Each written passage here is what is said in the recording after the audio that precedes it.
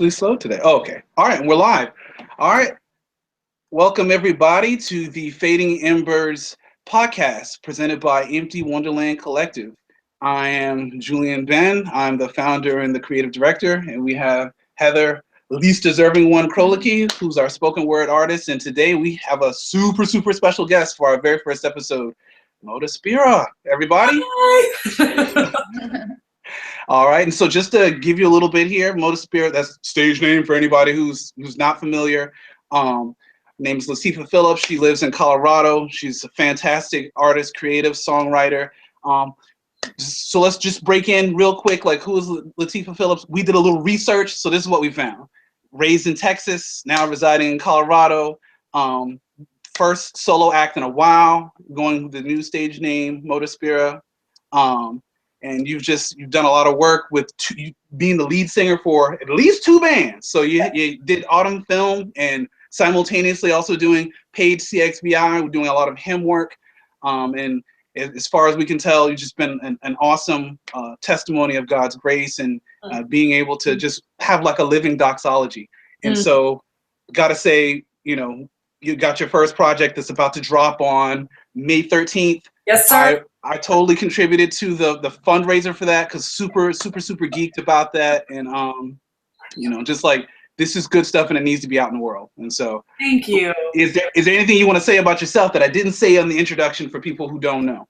No, I actually also did a side project with Josh Moore and Derek Webb called Sola Me, and it's an electronic project about AI, which is really interesting.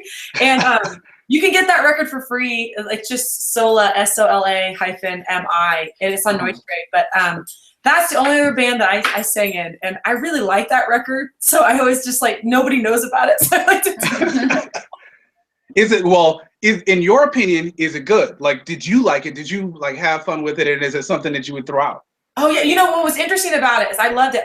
I only sang on it, man. So like Derek wrote the lyrics and Josh Moore did all the music and production, and I'm hyper involved in all our records. I produce them. I do some engineering. Obviously, I do a ton of the writing. So it was really nice to just kind of walk in and sing. I've never had that experience before. So, but I loved it. It was a total blast. Oh, awesome. So, like, this album was really crazy. Like, I don't know what I was thinking going in because like I was watching the process all along. Obviously, every time you posted an update, I'm just like stalking the YouTube page looking for another video or something. Awesome. And I saw the stuff you did like on Lady Lodge and everything like that. Like I was like, oh, this is bonkers. And then I discovered Lady Lodge because of you. So you just add another bar there to the genealogy. Yeah. But I gotta say, this right here, this is a very eclectic record that you've put together here. I mean, I hear elements of all kinds of things. I hear the electronic elements. I hear some really kind of folky elements. I hear some soul elements in there. Maybe even a little bit when the beat picks up a little bit. Something almost reminiscent of hip hop is kind of happening in the background as well. It just had a lot of textures and layers and stuff like that. But it was really interesting in the sense that it made me feel like how I used to feel when I first got introduced to Sade. I used to like zone out, because Sade is so mellow for the most part. Yeah. Every now and then she can get you excited, like with Smooth Operator and stuff like that, or like more recent stuff, Soldier of Love. You kind of even out real good. But her mood always matches the lyrics. So if she's talking about something somber, it's right there. So you did something kind of weird with this record, and not weird bad, but weird good, really.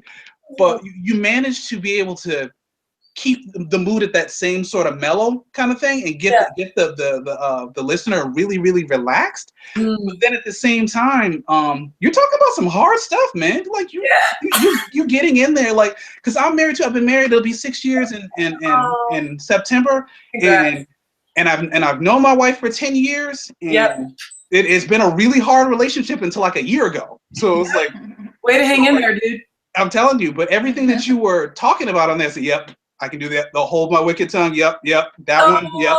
Like all these things here I know about. And it's like, how is it that she's able to take? Because there's nothing like that on the market right now. Not even secular. I haven't heard anything like that where you can. It's like you've made it the safest place in the world to talk about the worst possible stuff you could be going through. Oh, that is Thank you. That was like literally my like huge desire and hope was that it would nurture that space, you know, because even like I love music. I listen to lots of different music. I mean, I listen to Sade, I listen to Marvin Gaye, I listen to Al Green, I listen to Rye, I listen to Death Cab for Cutie, Imogen Heap, you know, Coldplay, Radiohead, Younzy. I mean, tons of stuff. And I think the reason I felt compelled to make it, and it was, you know, a itch that I had to scratch, is that, you know, Reed and I, my husband, he is in Page XPI and Autumn Film with me. He's a guitar player. I've seen that. Yeah. So we've been together 10 years too, and married 7. And I love him. He's my best friend. And we had a really hard season, you know, where it was just no infidelity or anything like that sorts. But man, we just were not being kind to each other. It's like we got in this rut or this cycle of not appreciating, not caring for. I mean, honestly, it's like all the fruits of the spirit were absent. You know, there wasn't peace, patience, love, generosity, kindness, you know. It was like the opposite of all those things. It's funny now, but like in the middle. It's never funny in the middle of it. Yeah, it's horrible. And, you know, we had some good friends come alongside us, and we did some counseling for a while. And it just was really life-changing for us. And it's really hard to change cycles and patterns because we just kind of get stuck in them. You know what I mean? And yes. And when you're with the same person, it's like one mistake makes you relive all the other ones. And, it does actually, yeah. Yeah, and it's really it compounds, you know. And so, you know, we have work to do to stop the bad behaviors, but then also to like uncompress, in essence, all the junk, you know. And then it's in essence, we were like bankrupt in good memories, you know, with each other because we just created so much relational debt, you know. And so we needed to just to have good currency, like, you know what I mean, between us. And so it takes a lot of commitment. But there's this point, you know, where you reach where, you know, if this is the bad debt and this is, you know, positive, you know, you're in black, like all of a sudden it starts to go this way, and you realize all this other baggage, like the way, if, you know, if hurting each other's cycles, the cycles start to get further and further apart, and you don't have to relive all the junk, you know, every time. And, you know, we're out of that season now, and you know, hopefully we'll be married a lot longer, and I'm sure we'll have more to come. We have to work through things, but I just felt really compelled to write about it. You know, I was like, who's talking about this? Yeah. Like, there's a lot of love records about lust love, infatuation love. Man, the record that Beyonce just put out is like, it's bananas, isn't it? It's so tough. It doesn't even matter if it's true. Did you notice that? It doesn't even matter if it's true at all. It is tough.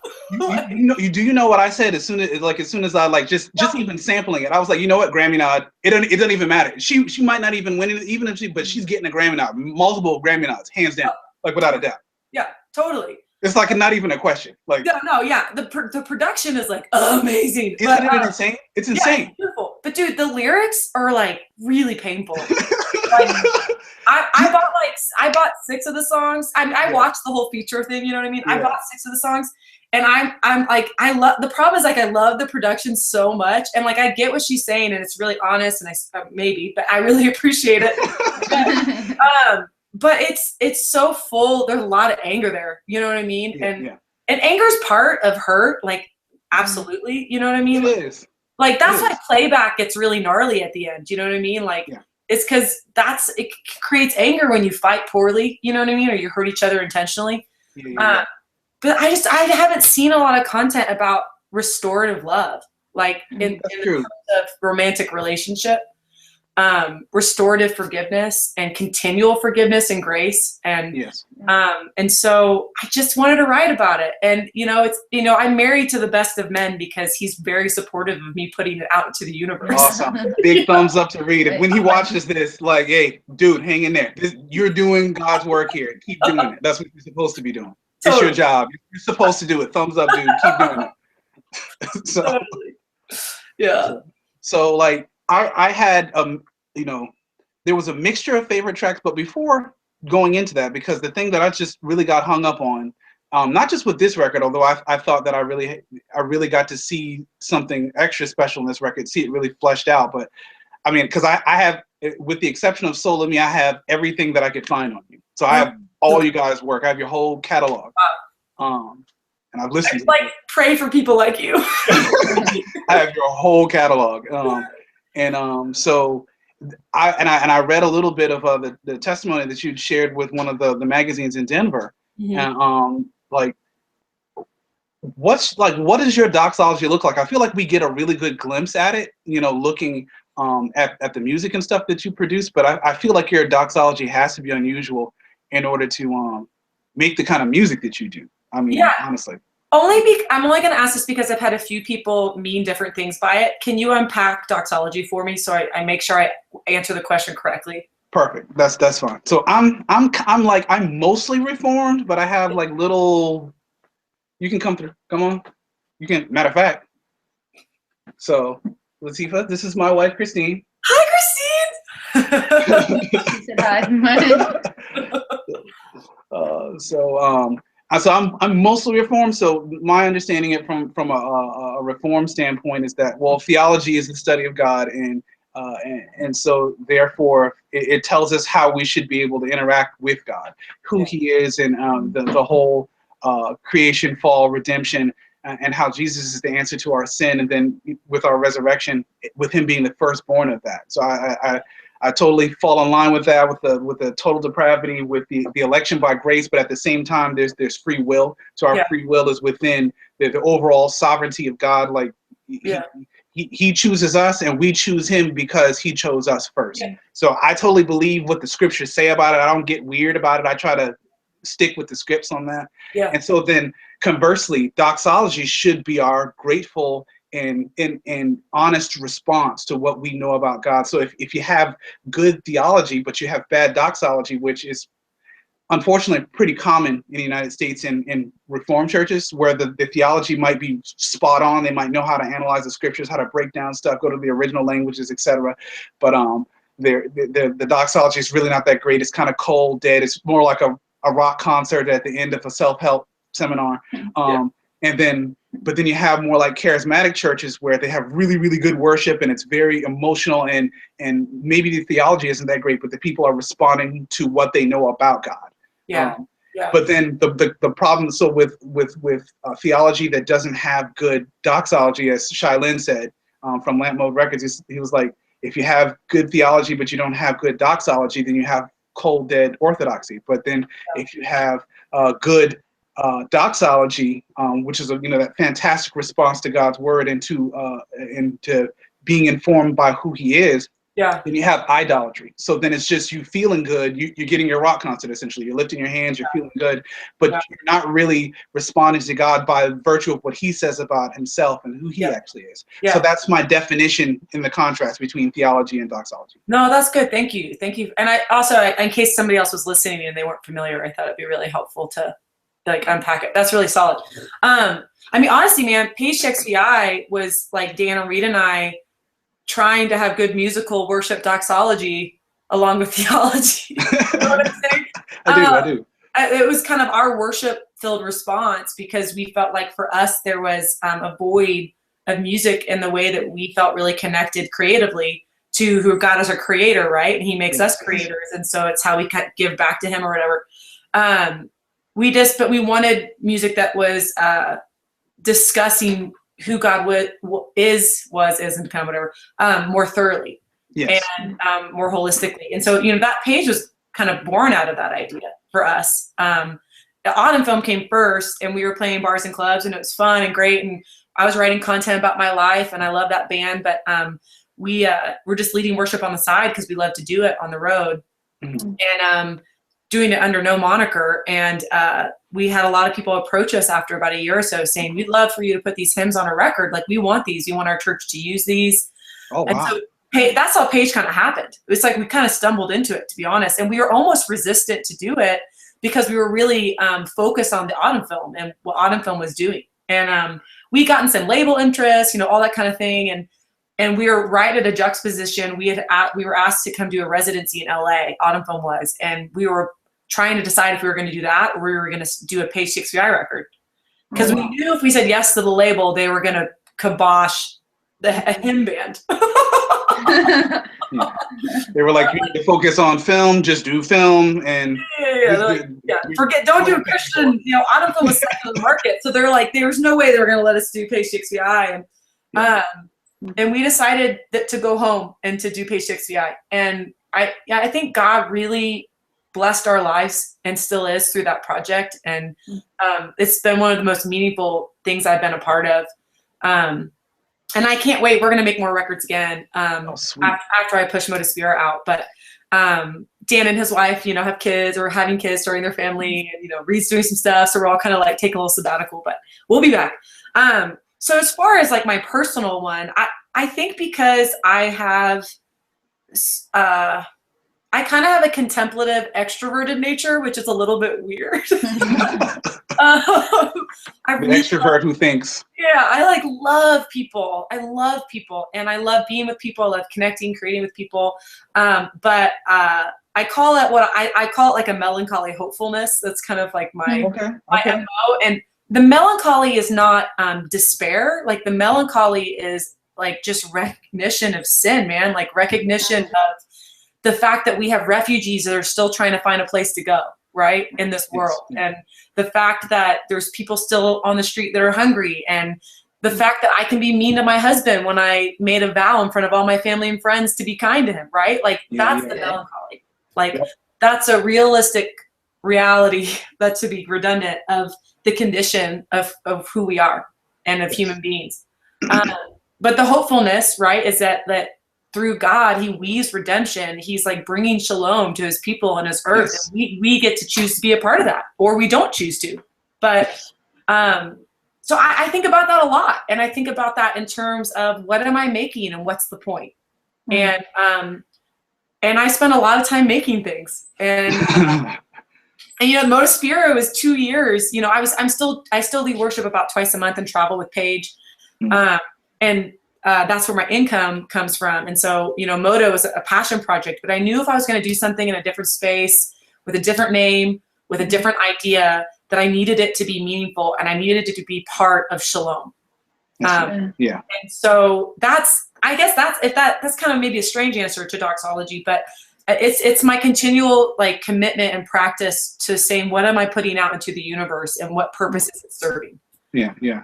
And that's how I treat my mailman. That's like, it's what I choose to create, the partners I choose to create with, all those things. And so I think about that every day. And I go to bed thinking like, did I do okay today? And not like in a way of like, I'm trying to earn something, but just because like, I really want to be a part of bringing shalom. Like that's like my deepest, most earnest desire. You want to walk in step with God and what he's doing on the planet. Yeah, because like, what's the point otherwise? It's just too depressing. I feel you on that. Yeah. So like, my favorite tracks on the album. Yeah. In no particular order. All right. Let's see, we got it. She Whispers. In the Fight. Yeah. Stillness. Stillness was, that was my joint right there. Remember Love. Yeah. What You Need. You don't know what that did to my life right there. Just even like the live recording that you did. You don't know what that did to my life right there. And then and Playback. So those are my top ones right there. Well, that's like half the record, so I feel pretty good about that. I mean, you did pretty good. I mean, you really. I think that what you were setting out to achieve, I think you achieved it. So I mean, just on the real, and I think that with the right promotion and with people are going to be able to recognize that. I mean, I think you're right there, with Dave and Asher with Loudheart. I mean, like you guys are doing something really, really special and different. And the fans wanted them to do a second record. The first one was just their private thing that had overflow. But then the fans, one of them, really wanted them to do it again, and they did, and they killed it. So like I think that you're right in there with that, doing something special. They have another record coming, by the way. I know. It's gonna be awesome. Every now and then I try to be the not so creepy fan that You're not creepy. You gotta stop saying that. Because I got clearance from them to do some stuff for our church. Cool. We went to a local film producer who actually has done a lot of stuff with in the past. He's done some stuff with Def Jam and some other stuff, and he decided to break out and to do his own little company in the Baltimore area. Cool. And he was doing some film documentary for a local Christmas type of ministry that we do every year. Our church does, and so and he decided to film it. And so I reached out to Dave, and I was like, hey, can we use some of the music on this doc? It's not for sale or anything. We're just gonna play it for the congregation afterwards. And he was like, yeah. So I was like, so we went ahead and we did it, and it was so cool. So every now and then, I'll be like, hey guys, this stuff rocks. And so I stalk their feeds too. They're great guys. They're good guys to follow. Both of them are good men. So like, Heather, did you have any favorite records on? She Whispers was probably my favorite. Well, that's good. That was our first single. Yeah, because like I really had no idea what to expect. Like when you sent me the link to the record and stuff, and then I heard it. I was like, all right, this is good. Like I actually like probably every song. Oh, thank you. I you. had to choose a favorite, be the first one. Oh man, that video came out today. Today is the first day. We did like a live version of it. Oh wow. Yeah, if you check. I was at work. Yeah, if you check my link to my Facebook, it's up. So click on it. It's pretty rad. It was fun for us to do it too because we're doing the first live thing the day of the release, and I really didn't have any idea for how we're gonna pull this off live. Mm-hmm. And it gave me a sense when we made that video. I was like, oh, this is how we can do it, because like the audio you hear is like a live one take, like for real. Oh wow. Oh wow. So yeah, you should check it out, and I'm really excited about it. Oh, I'm just gonna get watched. It's gonna get watched. Right. Heather, what about She Whispers in particular? I just like with all the tracks, like you could just really feel like the emotion. Like it was just very real and raw, and like kind of like you were saying, like the music and the emotion went together, and it kind of took you on a ride. Yeah. So. Yeah. I will have to say that like the thing about, especially when things were like really tough in there, like in the fight and stuff like that, the thing that I really wanted to know, like, okay, so what's the other person thinking here? Right. Because you know what I'm saying? Right. Like, right. Like, and I presumed it was Reed. So I was like, what does Reed got to say about this? He's got to make his own record. The reply. Right. Like, what is going on here? Like, it made me want to hear more. I kind of left like, I know you tried to put a bow on it in the end, but I was like, no, this is to be continued. Like that's what it really needs. Thread the Needle's a to be continued. And technically the record, I know this is super geeky, but it cycles to the first song again. Like I know, yeah, you're not fooling anybody who actually listens to music. I saw that. Thematic, you had a motif going though. Seriously, you had a motif going, so it does actually cycle. Like each song fed into the next. Yeah, so. Absolutely. And the whole the theme about that is relationships are cyclical. So, you did a little double entendre right there. Look at that.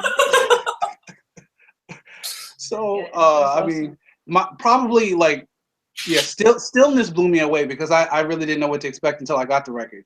Yeah. It's funny too because when you sent me the link, I got my Indiegogo package that day. She went through all the trouble to send me the link, and my wife called. No, she sent me a text. So she's like, "Oh yeah, your stuff got here today." Oh well, okay. That's awesome. But what you need, and I read, I really read, because I know you put a little blurb just talking about what you specifically were going for with what you need. Yeah. But no lie, like if I didn't know you was a Christian, I swore you was a Christian because of that. Because it really felt like the Holy Spirit. And I was having a series of really bad months. Yeah. And there have been times where I had that on like 3-hour loops while I was at work, like no lie. Like so if you notice that your plays went up a couple hundred times in one day, it was probably me. Oh man, that's good. No, yeah, I mean I wrote that I wrote that first verse and chorus almost 2 years ago. And I wrote it, Reed had a really horrible day. And we were like still in the process of healing. We weren't in the roughest place we've been, but I was back in a position where I could have like compassion and love, and and he had a really hard day, and I just wanted to do something for him. And it's so hard to feel powerless, when something outside of your control is happening to somebody you love. And I wrote that first verse and chorus, and I recorded it on a voice memo, and I sent it to Reed. and then I couldn't think of another verse that like felt as worthy to me or a bridge for like a year and a half. And then I was on the phone with one of my closest girlfriends that has been just in my life for a long time. And she was having like a hard 6 months, you know, so just months, you know, and we got off the phone. It was probably one of the lowest I'd ever heard her. And same thing. I prayed for her, and then I got off the phone. I prayed for her again. But I just, you know, when prayer just does not feel powerful and you're just like, isn't that the thing about it? It's the most powerful thing you can do. And yet it feels like the least powerful thing you can do when you're exactly. And like you do it, and then I was like, and literally it was like I prayed for her, and then that second verse and that bridge just like came right out. Wow. And so it was the Holy Spirit. Okay. But so I tell Michelle, I was like, you know, this whole record's about Reed, and then like half of one song's about you. Okay, so it wasn't just me; it was the Holy Spirit. Okay, that's cool. Well, because what's funny is then a few months later, ended up having a series of health problems and was having a really hard time, and I felt like that song was helpful for me. You know, it's funny how music, and I don't know if you feel this way too about the poems you write. It's like sometimes you write something and you're so convinced it's for somebody else, and then 6 months later you're like, oh wait, that was totally for myself. Yep. You're spot on with that. Like that. I mean, it was like a Holy Ghost moment for me. Like, and it felt like the Holy Spirit talking to me. Like, honestly, I said, this is Holy Ghost language here. This is what the Gospels, what Jesus very explicitly talked about with how the Holy Ghost functions in us to remind us of Him, to convict us of sin, but also to be the comforter. I mean, He's the comforter. Yeah. And it really sort of accomplished it, and it didn't feel generic. It didn't feel like I was just picking up anybody's record. That's why I was like, I said, if I didn't know you was a Christian, I would swear you was a Christian right now. Like, what's going on here? So like, it's super cool. So I guess we'll try to get into some of the main questions, like the actual questions. So what was the most difficult aspect of writing these like really intense songs? It is really intensely personal songs, and why? So wait, what was the most difficult part of that? What the most difficult aspect of writing this record? I think for me, I think I was most nervous about failing to communicate really honestly. Like, I didn't want to like bubblegum wrap it, and then I also didn't want to do Reed a disservice. You know what I mean? Like, like sometimes, like when you're talking about conflict with somebody you love, and let's say you're telling a friend about it, what you're not trying to do is make them hate that person, but you want to honestly process, right, about like what's going on in your life. And it's same for Reed if he's talking to somebody else about me, right? Like it's like trying to be honest about how upset you are with not like disparaging the person you're upset with. Right. And so I think that I wanted to be careful of that. And, Reed is not worthy of disparagement by any means. Like, he's a wonderful man. But I wanted to really kind of try to figure out how to articulate conflict, but like still being respectful. So I think that I was most scared about that. And then I think also, I was also just nervous too about being like too vague or too specific. That as an artist, like you don't want to be too vague, but you also don't want to be so specific that it kind of doesn't have any mystery or nuance for a listener, But you don't want to have it so nuanced that they have no idea what you're talking about. Very thin line. So I think that's honestly for me the most difficult thing about writing my own stuff versus like retuning to him. It's like I'm just in a playground. I already have all the tools and pieces, Yeah. So Gotcha. That's good answer, and it's an honest answer. And it doesn't sound like canned, so that was cool. You have a good second question? I got a list here, but I want to back and forth, back to back, whatever. Let's see. What's your top 3 songs on the project and why? Ooh, I think that I love She Whispers. I love that song. I love Sade, and I feel like it's my biggest nod to Sade. And I like that song too because I thought about that song initially. I wrote the lyrics when I was laying in bed late at night and struggling with not just thinking the worst, not just doomsday thinking whatever it is that I was upset about. And and then I woke up the next morning and I felt just as compromised and weak in my thoughts. And then, like, I started to feel better throughout the day. And I think, why does it always happen at this time? Like late like first thing in the morning. It's harder to believe the truth. And so I was thinking about that, and I needed a song to remind me to not give way to fear in those moments. Yeah. And so I still need that song, and so I really like that song. I also, I love The Hard Way, which is it's got that big kind of take you to church vocal at the end. Even if it's so fun to sing. And I like that song too, because I like the idea of, you can try to make all the right choices and do all the right things, but the reality is we're all like, we can't control life. Like we're all going to learn the hard way in some way or the other. And I think like I kind of came from a school of thought growing up that if I just made all the right choices, I would somehow be spared a degree of pain. Yeah, that's not true. Because I'm the safe guy, because I'm impulsive. Yeah. And so I've decided to play my life safely and try to do everything safe. There was no, God saw to it that there's plenty of heartache. Yeah. So I like that song for that. And then I think Thread the Needle is like my other favorite. I just think I love the idea. Like the first verse is like, here we go again. Like we're fighting again. This is happening again. Yeah. But then we've been through it, and it's been long enough since, like it all hit the fan that like, I have hope for us, even in the midst of being upset. I know this isn't going to sink the boat. And then the second verse is a very like tender, loving verse about like feeling so connected. And, Rita and I are feeling really connected right now. We have been for a while. We're in that season, and it's really sweet and tender, and I'm grateful for it. And so I think I like that song because that's, more where my sentiment is now. But yeah, those are my three favorites. Oh, sweet. Nice. Sweet. Yeah. Marriage is tough. I think the thing that I've learned here, and I've only really sort of just begun to own it. Like no matter, because I mean we've had some loss. Like we're part of a relatively young church plant. We're less than 2 years into it. Yeah. Our whole team, everybody we moved up, because we moved from South Carolina to Maryland. Yeah. And like our whole team's gone. We're the only ones left. Mm-hmm. We're the only ones left from the original squad. Yeah. And so we've had that, and we've had some loss in our household over the last several years. We've put a lot of people in the ground. So I mean, hey, like the Lord gives and the Lord takes away. Like but the one thing, especially as it pertains to my marriage, because obviously all these things interact with your, like everything that happens on the outside of you affects the inner dynamic, and it affects that the most profoundly. Yeah. So I had to just decide that, one, I love my wife. So everything else really doesn't matter. So even if my own heart condemns me, I still have to act in love, and I have to, do the best that I can, even when I don't want to. And then two, now, we're in a good space, and for the first time in 10 years, like I feel like we actually have a healthy relationship. Awesome.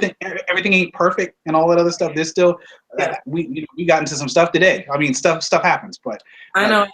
From now on, I'm never saying I have a bad marriage. Yeah. Ain't nobody cheated on nobody. Ain't nobody dead. So I've decided we have a good marriage, and that's the story. And by the grace of God, that's the story I'm going to stick by. So I mean, and that's how it lasts, because God says to us, we have a good thing here. I paid for it already. We have a good thing. So that's my story, and I'm sticking to it. So if that's how he feels about me, that's the way I'm gonna try to feel about my wife, and that's sort of the way I'm gonna do the very best I can to, like, even my mailman. Like this is what God has put together here. So like I have no right to try to smash it up. I like in a situation where I don't want to have grace, the question that I ask myself is, why not have grace? Like, why don't you want to have grace right now? And is it a good enough reason not to? Yeah. So. No, that's good. I mean, I think like, when I was first thinking about how to talk about this record, I felt nervous telling people like, well, it's about marriage, because it's not just for married people. I think there's a lot of content in it that's applicable to a lot of just relationships, family relationships, friendships, commitments, bands. Those are kind of like being married, without. I mean, you're with them all the time. You're with them all the time. Yeah, exactly. It is what it came out of. And I think there was a part of me, I'm a worship leader, and And I've been doing that for a long time. And, you know, Page XVI is obviously predominantly in a church space. And when Rita and I first started struggling, there was part of me that was very nervous to talk about it because there's something in us when we're involved in church for some reason. It's the opposite of what we're supposed to do. Was we want to like hide or not discuss the uglier things of our nature. And I know. And so I started thinking about it, and I said, no, I think this is important for people who are in the midst of the struggle. Like maybe they're not through it yet, to know like you're not alone. And you know, shame's not from God, shame's from the devil. And like you're not supposed to, like hide. Like we need community in the times where we're most struggling the most. And so that's why I decided to just go ahead and say it out loud. Let it out. Yeah, I think you definitely achieved that. Yeah. So what's Reed's favorite track on the record? You know, I read your question. I was like, I don't know. So I texted him. I was like, babe, I need to know what your favorite song is. He said The Hard Way is his favorite song. Okay, that's not bad. Good job, and I Reed. said, why? And he goes, because it's the best song on the record. I was like, he kept it simple right there. Yeah. Heather, you want the next one? Yeah, I just wanted to make a comment too about like how you're talking about how the album is like can be like related to all relationships. Yeah. Because I feel like that's what one of the things I appreciated about the album. As like a single woman, it's like, well, I'm not married. You know what I mean? Yeah. So it also kind of helped like kill that myth, like, oh, once I'm married, everything's going to be okay. You know what I mean? As like a single woman in the church, like sometimes it's like you feel the pressure from others, like saying I'm 28, but like you're not married yet. I'm like, oh Lord, you know what I mean? So it's like, and then there's a lot of family issues and just how to love people, and like the fact that the album was so raw that it was like, okay, this is real Christianity. It's not that that white picket fence kind of stuff that we try to portray. Like this is real, and I can really learn and grow. You know what I mean? Oh, I appreciate that. Yeah, it was awesome. Another question. How does your faith inform or impact what you write? I mean, I feel like, you know, faith is fluid. You know, I don't think that even if I wanted to, I could separate it from something, like some part of my life I was trying to do outside of that. Like, I feel like faith is just in our bones. I mean, there's like faith and belief, right? And faith is what we have when we're struggling with belief. Like that's true.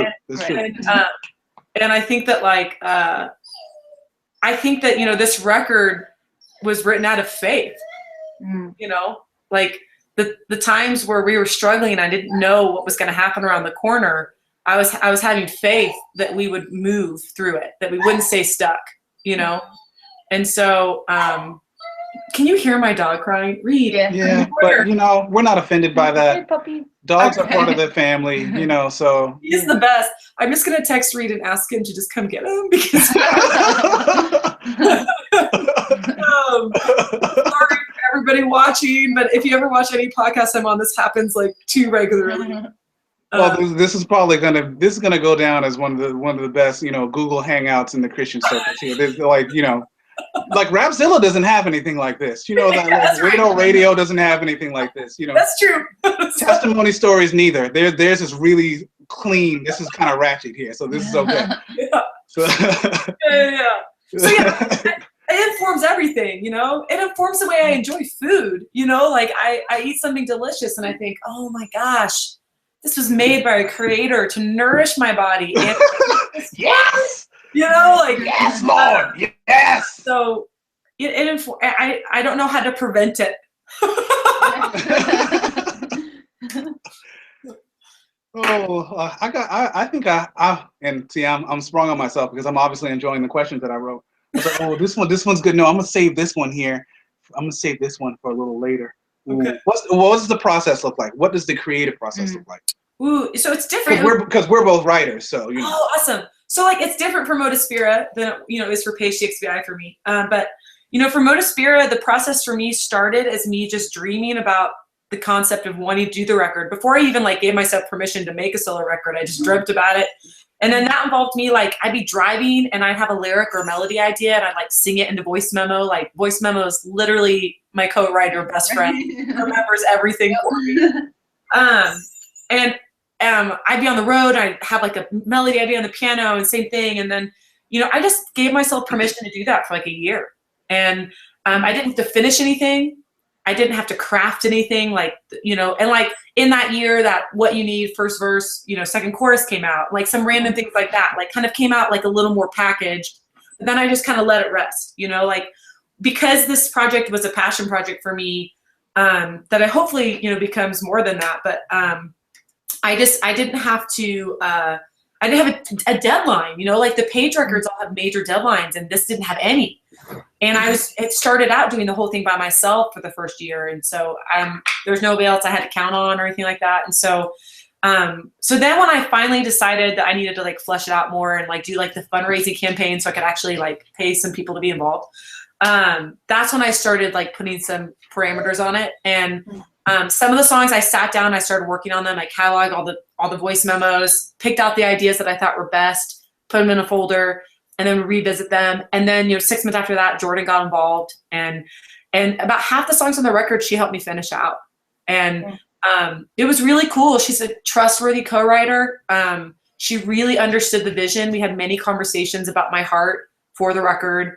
And she was super on board with me, basically saying, I want guilty pleasure sounds with earnest, you know, like, I remember after Bet on Me, we did that one together, and we were in like a tiny space working on it, and I'm playing like keyboard bass, and she's laying down some beat, and then we're like doing the guitar, I was like throwing it all together.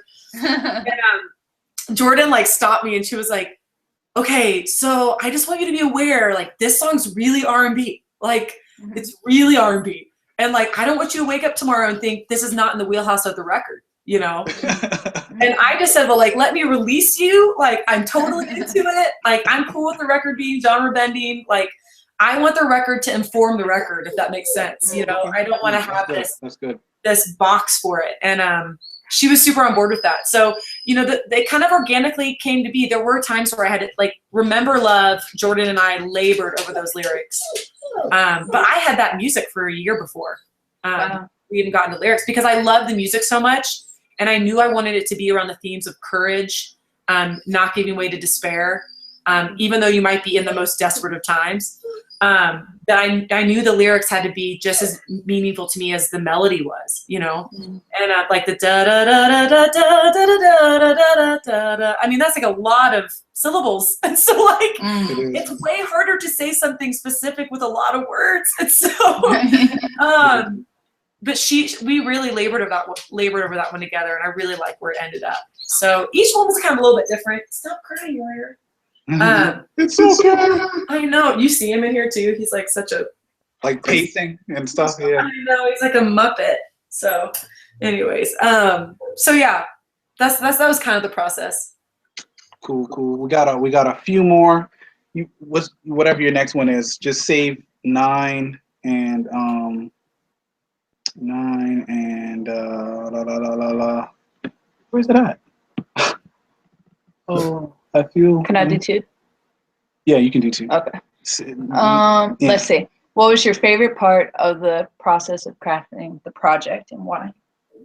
You know, I think it was building the beats. Like, Really? Awesome. Yeah. It was really, Jordan built some too. We both built beats together. Sometimes he actually did them together, and sometimes he did them separate and sent them into each other. And I've always secretly wanted to be a drummer, you know, but I don't quite have the chops. But a MIDI keyboard, you know, I could do like math rock, like for real, like Weezer songs, but like I had such a good time doing it, and it was like a newfound passion, you know. I already knew I loved to do synths. I can find key songs and do strings, all that stuff all day long. I love it. Building and stacking vocals is like a blast. But it was like a newfound love, was building those beats, and it makes me like really look forward to the next stuff. You know, I think I can go much deeper now, and like I have some courage that I can do it. So Sweet. Building beats. You got the juice. Yeah. You got the juice. All right, let's see. So yeah, I'm gonna take 9 and 12 at the end. So because we're getting close to the end of it. All right, so My next question, and after my question, Heather will do one, and then we'll enter into closing questions. Cool. In that bit. So, all right. Greatest influences: writing, performing, and creating. Greatest influences? All right, this will be a long list. Musically, Ben Giver from Death Cab for Cutie and Chris Walla, his production. Tom York, Radiohead. I mean, from when I was in junior high, I remember listening to the Bends, sneaking out of English class with my friend Corby Livingston to listen to that record. You know, only time I ever snuck out of class too. It was totally worth it. Because I'm normally a rule follower. Yonzi of Sigur Rós, and then also his solo project. Imogen Heap is like such a freaking boss. She, you know, mixed, engineered, and wrote everything on Speak for Yourself, and just she was the reason that I realized I had to learn how to engineer and learn software. And I just really get jazzed about other females in the space. You know, there's not very many female producers or engineers. So she's just one of my all times. It'd be a dream to get to meet her.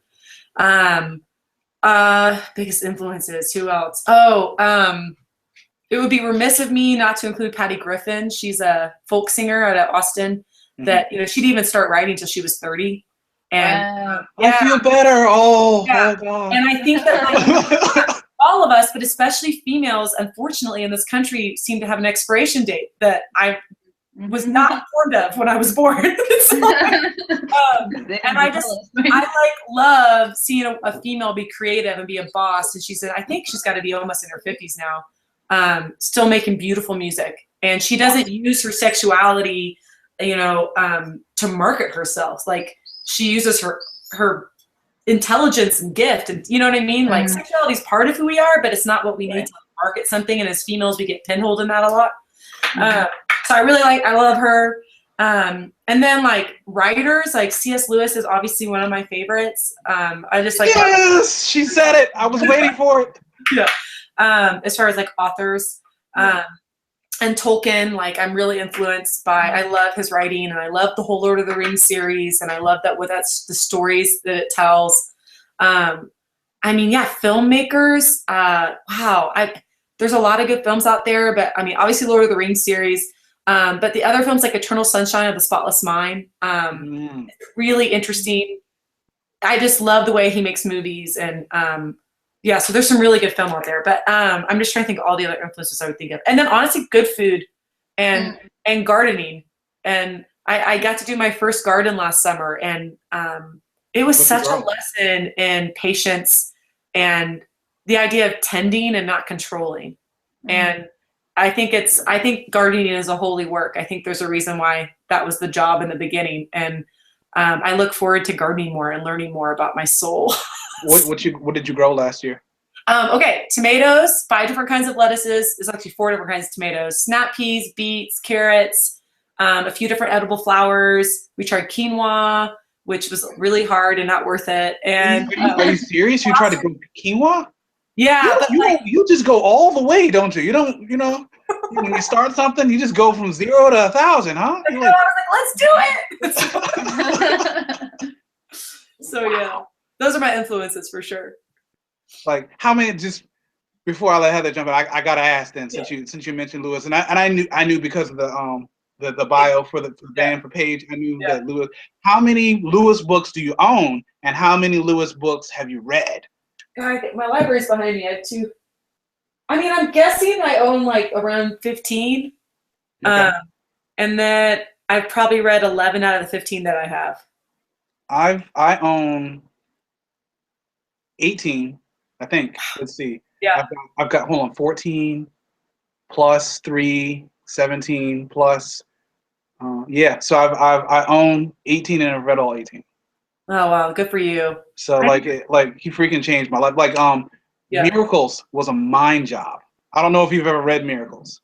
I've started it. I haven't finished that one, but like Problem of Pain is like one of my favorites. Yes. That's really, I mean, and then I obviously love his fiction. It's like, I find so much more theology sometimes in fiction. Like, I feel like it seeps into my pores in a different way. Yeah. Probably the 2 most, like if I had to pick the 2 most influential from him, Miracles because of he actually did a case study and like a comparison between Adam and Christ in a chapter that he called the Paradisal Man. Wow. If you ever get a space where you can read again, all right, I'll finish it. Yeah. Because the Paradisal Man thing is bonkers. Okay. All right. There's no theologian out there that ever even scratch what and it's true. If you look at the scriptures, it had to have been something like what he was talking about. Yeah. And then the other book was Paralandra from the space trilogy. I was just gonna tell you I'm halfway through the trilogy right now, dude. That's what I'm saying about. I have that's like a whole nother podcast. I have some Did that blow your skull cap? I have some ideas about that book. So are you familiar with Heath McNeese? He's one of the other indie. Yeah, he's an indie folk singer. He's based out of Atlanta, and he actually did actually 2 albums based on the books of C.S. Lewis. I believe it. So one is, and his stuff you can get it on Noise Trade too. Okay. And I think it's I'll send you a link for it later. But it's bonkers. So one is like. Oh, it's crazy. So one is all hip hop, right? And then the other version of he did another version of the same album, all folk. So one is all folk and one is all hip hop. That's rad. It That's is. Awesome. But Paralandra is that blue skull cap is insanity. Like it's so good. I'm such a sci-fi all through and through. So yeah, I'm with you. All right, go. I'm sorry, I was being greedy. All right. What question you said? 9 and 13? 9 and 12. Yeah, I did say 9 and 2. Yeah, so 9 and 12. So you can anything else? Okay, good. So my question is, how do you recharge, and even as an artist, how do you stay focused during the process, and then afterwards? I know when you write something good, and then and then afterwards it's you come down. Yeah. So what's that look like for you? Yeah, no, every high definitely has a low. I think for me, I've actually, one of the areas I think I have failed in the past and I still have to work against is overworking. Even to the point where I could overwork a mix, you know what I mean? I can actually not benefit the tune. But learning how to rest has been a challenge for me. And in the last year, I've had some health stuff and been forced to rest.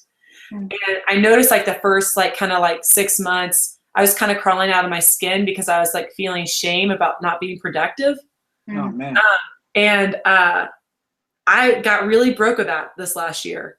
And I'm really grateful. I'm not grateful for why, but I'm grateful that I learned that, and so I think it's helping my artistry to actually allow rest, to actually take time and enjoy creation and enjoy my friends and enjoy just sitting and being silent and not feeling I think they're I don't know if it's a product of our generation or our times that we feel we always have to be putting something out, or people aren't going to find us worthy anymore, or forget about our artwork or our art form.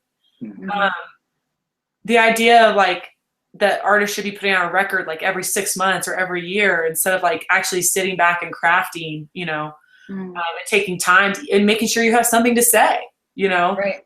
I think sometimes we're so afraid about being forgotten that we don't kind of give the space that the art deserves, to be tended to. So I think that for me, just relaxing. And I've been spending a lot of time in the garden, when it's not snowing outside, but I'm so excited. It's we're getting right there. I this past summer when I was really struggling, I went and sat in my garden every day for an hour. And I just walked around and I talked to the plants and I They say that's good for them. Yeah, it is. I think so. They did good. And so I let the sun beat down on my face and get my vitamin D. And on rainy days, I would just sit inside and drink a cup of tea. And I just allowed myself to not feel guilty about just sitting, Yeah. And I think it's really helped me, And then I guess to be honest too, I think keeping myself relationally in check is one of the most recharging things I can do. Making sure I'm in good standing with the people that I love and enjoying them and spending time with them and not forgetting about them. I think sometimes as creatives too, we can just disappear. Yeah. And, sometimes it's good to hone in and focus, but you don't want to become absent of your community. I don't think that's good for us. So Yeah, I understand. Sure. Definitely understand. Thank you. I think we've slayed most of our questions here. So, so before we move on to the housekeeping for closing stuff, yeah. I'm just gonna hit them both at the same time. So the first one, I saw that tongue-in-cheek thing about Bono on the Facebook post. Like, so do you think he'll listen to the record? Because I'm darn sure gonna try to see if I can get him to listen to it. I'm gonna tag him and everything. So, Would you want to do both, or just answer that one? no, first? well that okay. And then the second question is there a Moda Spira tour? So first question, I don't know if Bono will listen to the record. My guess is he will not. Low expectations, high hopes, low expectations. I actually didn't even read the article, to be totally honest. Like, I read other people's like versions or impressions of like the interview and the articles they read.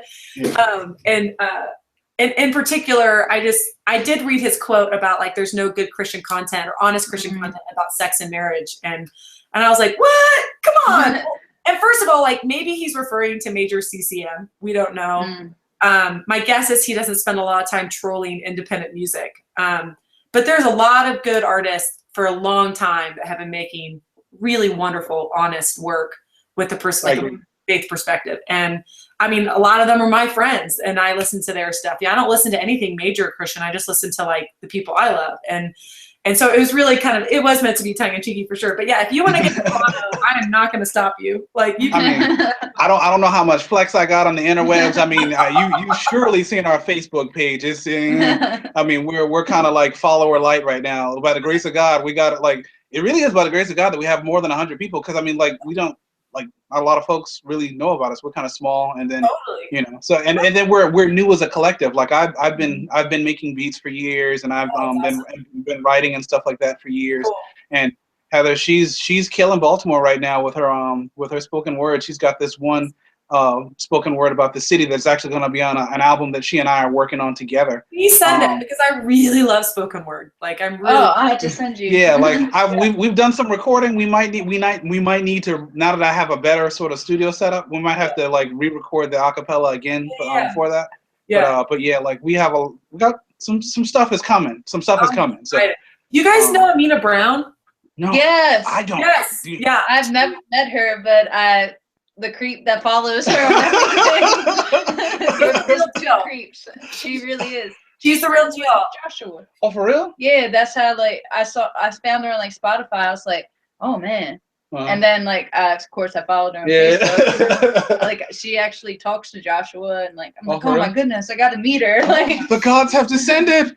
She's a real. I got to meet her for the first time last February, and she is a beautiful human being. Yeah, and like she kind of like does the same thing. Like I feel like you did, is really captured like that pain, and that real raw emotion. Yeah, which is you both are phenomenal. Powerful performer. Like if she's ever in your neighborhood, you gotta go see her. She's legit. So I don't know many other like female spoken word. So Jackie Hill Perry. That's YouTube her. Yeah, Are you familiar with Humble Beast up in Portland, right? Well, yes, because we did a gig like forever ago, and then they're gonna have me up at the Canvas conference this August. Yes, I saw that. I saw that, dude. Register. I was like, should I go? You gonna fly up? I mean, no, but it sounds like it's gonna be super dope. Yeah, I'm excited. I'm super pumped to be there. Well, here's the one thing that you should know about like Humble Beast. They signed Jackie Hill Perry. She's probably the #1 like indie spoken word Christian artist. She also raps too.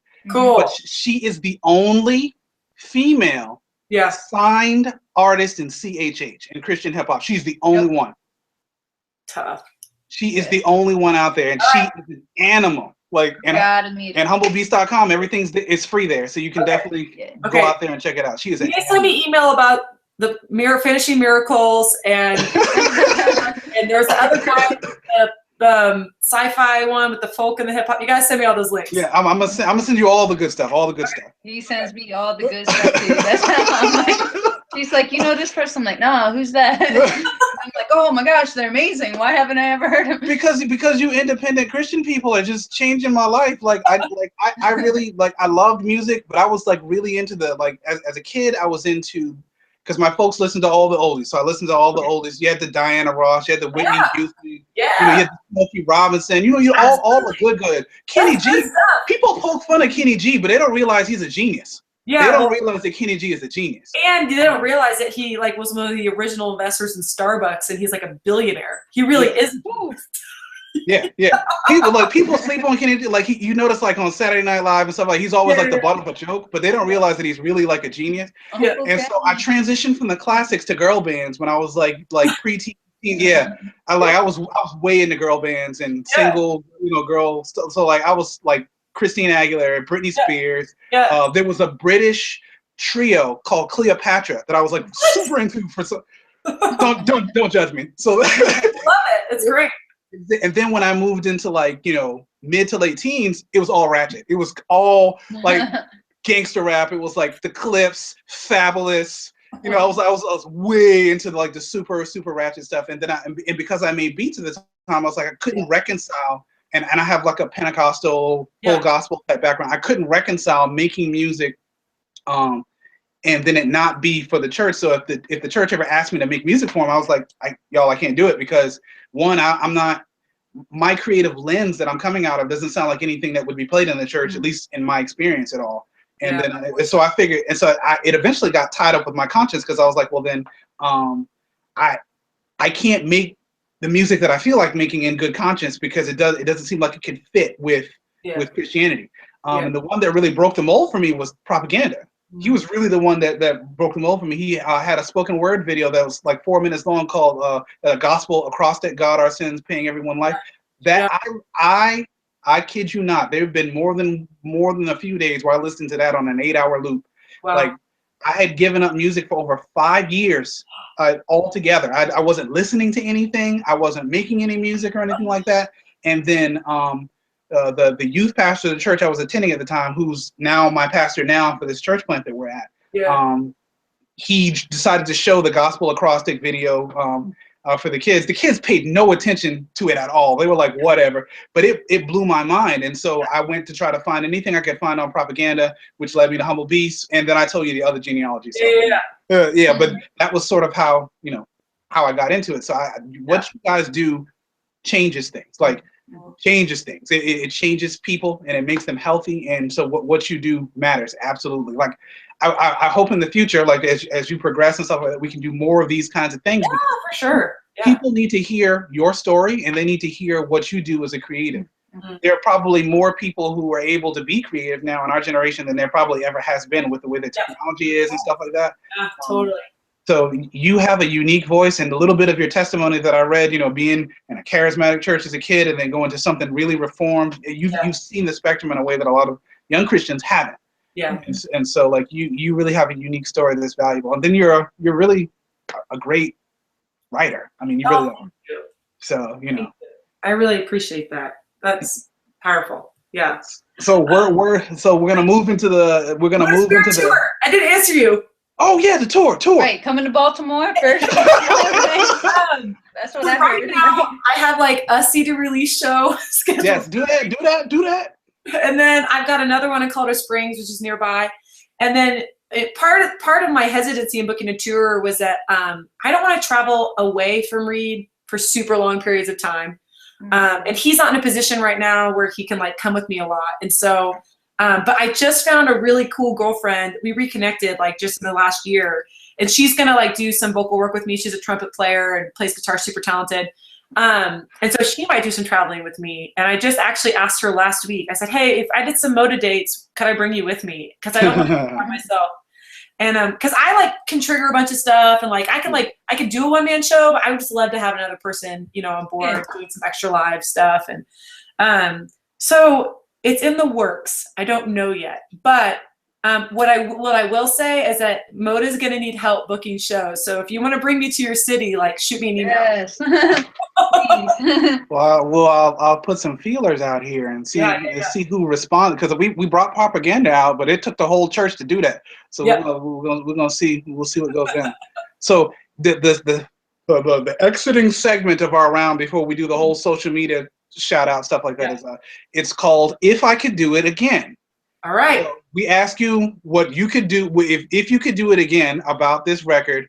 If you had more money, if you had more time, if you had more resources, what would you do differently about this record in particular? If you could do it again, and then we'll flip it, and then if you could do it again, like some of the things in our little tiny minds we might envision doing again. Yeah, that's a good question. If I could do it again, I actually would give myself. I finished tracking and mixing the record when I was the sickest physically, because I felt like I really needed to finish. And I wish I would have given myself just a little bit more time. I mean, now that I'm starting to feel like a little healthier again, I just didn't know at that point if it was going to get worse indefinitely or if I was going to come around the corner. And so in my mind, I was thinking I have to finish this now because I might not be able to finish if I don't get this done. I see. And I wish I wouldn't have pushed it out when I was still feeling so crappy. Because then that informs, like, I'm proud of it, but I'm sure the mixes would have been different. I'm sure, even though I'm proud of them all, it's just different when you're making something not under pressure than when you're making something under pressure. No, we can't all be Kendrick Lamar, and work on To Pimp a Butterfly like that, like. Exactly. So, you wanna like, you don't have to read off this, like, if you have anything in your mind, like if she could have done the record again, something that you would have wanted to hear. You don't have to read mine. Mine were really specific because I'm just, that's the evil in me for some of the things I had on there. Let's see. If you could do it again, would you add anything to the record that's you feel like's missing or isn't there currently? Such a good question. Yeah, I have a friend that plays trombone up in New York, and he is amazing. And I would have loved, like, Jordan did amazing French horn and trumpet and bass clarinet, but Curtis is an exceptional trombone player. I would have loved to have figured out how to involve him a little bit. He also raps and writes, and I was, eventually he's going to come out with his own stuff, but I would have loved to involve him. And I think I also would have loved to, in hindsight, like, I really didn't want Dan and Reed to be part of it because I just wanted to keep it separate. But you didn't want it to be paid super low key. Yeah, but part of me is like, it would have been fun to have them, like, at least have a snapshot on the record, just because they're like my brothers in music / husband. So. That's fair. Okay, so I was like, because this record was so genre bending, and because you were all over the place, I was like, well, she might as well go the whole way. So, like, if you could have, in a perfect world, and you had all the resources and the time, I would have loved to have seen an old school duet. Yeah. Like, I'm talking about with harmonizing, unaccompanied a cappella, runs, everything. Like like some straight up Boys to Men. Do you remember that year when Brandy put out Broken Hearted, and she did the remix with Wanye from Boys to Men. Yes. And that was one of the most insane duets. Like, it was crazy. And I know you can do it because I've seen, like, I've listened to all your stuff, so I know your range is there. I know that if you had the right person with you, you could have done something insane with that. That's a good idea. You're gonna love. There's a video coming out with me and the ladies of Urban Doxology. Do you know that band? Tell me about that band. Urban Doxology. They're out of Richmond, Virginia. Amazing. It's like a blend of, like, hip hop and R&B and, like, Latin. It's like, have a Google in there. 5 girl singers singing in perfect stack harmonies, and actually Amina Brown has a cameo on their record. Maybe that's what. Yeah, maybe that's how you know them. Isaiah 58. She does, like, a spoken word out of Isaiah 58 that's so good. But I went down to Richmond and filmed with them and the ladies, and did a version of The Hard Way. You're gonna like that. That's gonna come out in the next few weeks. Yeah, there it is. Isaiah 58, right there. Oh, that might get cops. I listen to that, so start there. All right. But yeah, that would be really fun, dude. I'm not opposed. I'm not opposed at all. I actually had, to be honest, I had the idea of doing, like, a straight up all a cappella song on the record, but then instead I did a classical song with no voice on the record. Look, I mean, but you did really good though. Like it was still was that Moonlight Sonata? No, it's actually an original song. Because it sounded Moonlight Sonata-ish. It nods to it for sure. And there's another thing it nods to by Chopin, but anyways, but yeah. So. All right, so the other thing, and it's kind of related, because obviously if I said duets, that means that you would have had to have a feature. But the thing that I was thinking in my mind is it would have been so great if you had a strong feature like that nobody would have expected, like the Break the Internet kind of a feature, like a Josh Garrels feature, or even just bring Asher in. Asher's a monster. I had Aaron Struppel singing on it. He's like a friend of mine. But that was like a baby feature. That wasn't like a feature. You know what I'm talking about. That wasn't like a whole verse, and belting it. That wasn't, that wouldn't, I was like, she could have used Strumpel a little harder than that. Like, she could have gave him more room. That even like Joel from Ascend the Hill, somebody. So personal. It just felt like it had to be me. But next time, I'm with you. I know, and I think the only reason why I was thinking duets, honestly, is because it was so personal, and like I told you, the record left me wanting more. Like not because the record was insufficient, but it was so good. Like I want to hear the other end of that conversation, and I know that sometimes even with the person that you're rendering it with, sometimes you can't always, from a sonic perspective, you can't always achieve that with the person you're writing about. Totally. And sometimes you like, and that was how it was like with Brandy and Wanya. Obviously, she wasn't writing about that with Wanya, but he wrote vocals for that to achieve that. Yeah. And so I always wanted to hear the whole time of like, what is Reed thinking? Like, what's the other side? Even if we could make this fictitious, what is the other side of this conversation to be able to hear that represented on the record? You know what I'm saying? Like full blast. Yeah. So that would be the only thing I would want is like for to hear the other side of the other side of it. Yeah. It in the form of a duet, and it be somebody completely random and like the Break the Internet thing right there. Even Braille, like if you had gotten Braille to jump on, that would have been it. Well, the only people I know on that list are Josh and Asher. I don't know any of those other guys, but well, Josh would have been like when Josh did the Beautiful Eulogy thing on their Satellite Kite. That was like I felt like it was my birthday and Christmas and Easter like all at the same time right there. Like that was a dream team thing, and you're like So even if it were to reverse and you were like on somebody else's thing one day, that would be like a dream team kind of thing. I gotta see it. I gotta see it.